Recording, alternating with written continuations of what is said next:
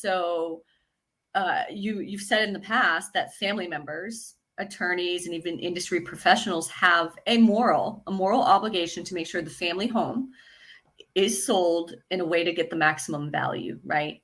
Like Right. you would think it's an ethical and moral, right, obligation. So what do you mean by that? Yeah. More. I mean, it's a moral obligation in the sense that if you've been placed in a position of trust as the executor, as an administrator, a personal representative of some kind, right? So you're probably the family member who's been assigned as that person to handle it. Hmm. Um, you have to ask yourself a question: would mom and dad be proud of you for just dumping a property? Because I get that a lot too, where the family member shows up and they go, "Oh, we just want to dump this thing." Really?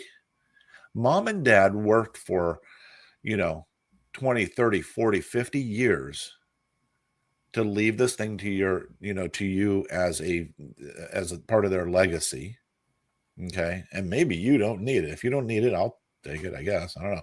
But I know a lot of other people who could use it, right? Yeah. But um, but they worked hard for that. And then you show up and you go, well, gosh, this is a dump. Well, you got to consider the fact that maybe mom and dad, they couldn't afford to put that new kitchen in because you went They to were paying for college. caregiving services. What's that? They were paying for caregiving services. Well, no, even before that, Okay. you went to college, Mm. right? You Hmm. went to a private school. Hmm. Um, Mom and dad bought you that first car. Mm. Fill in the blank.